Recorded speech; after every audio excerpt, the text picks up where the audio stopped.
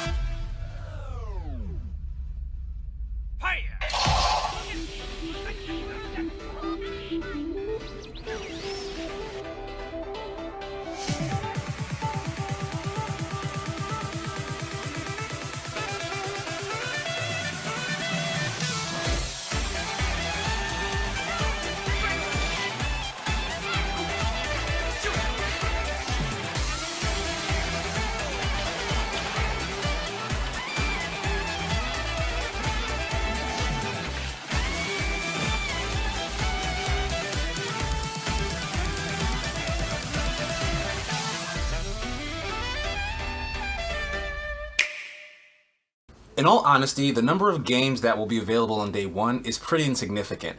Not to say that most other launch lineups, especially for Nintendo systems, are usually better, but the confirmed Switch games for day one are mostly ports. Those that aren't are minigame collections that some might not consider worthy of adding to their library. Here's the full list. The strongest game by far is The Legend of Zelda Breath of the Wild. The hype and excitement for this title is so strong, it's almost single-handedly fueling a desire to adopt the Switch early, at least in my opinion. But even then, Zelda's going to be released on the Wii U as well, so in reality, there's a cheaper way to play just that game. The rest of this list is a real mixed bag, so let's break it up in a couple of ways. 1-2 Switch and Just Dance 2017 are both games that rely heavily on the motion control or HD rumble features of the Joy-Con controllers. Based on that, I'm not very interested in them, especially Just Dance, which is a yearly installment and barely even makes use of the feature. You can totally just move your arm and nothing else and still pass dances. 1-2 Switch is a little more interesting since it's making use of a brand new HD Rumble feature. It could prove to be really fun at parties maybe, but it's still a minigame compilation at heart and doesn't look to offer any real depth. Skylanders, Shovel Knight, Fast RMX, and I Am Setsuna are all ports of games on other systems, with some new updated features added, so though some of these games are actually good, they aren't original, and you can play them right now elsewhere and probably have already. World of Goo, Little Inferno, and Human Resource Factory also fall into the port category as well. They also happen to be from the same indie studio, Tomorrow Corporation, and it turns out all three of them are likely to miss the launch date.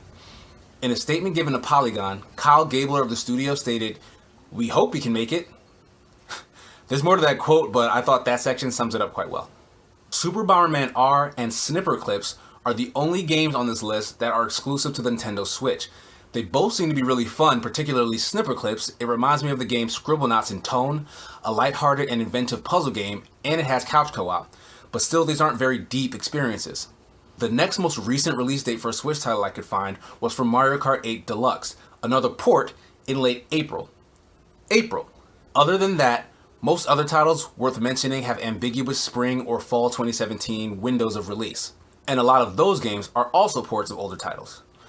I really don't want to sound too disparaging. There are really good games coming out, but we just don't know when, and those games seem few and far between when you have to sort through the clutter of Nintendo catching up to the last 5 years of games released on other platforms, including its own.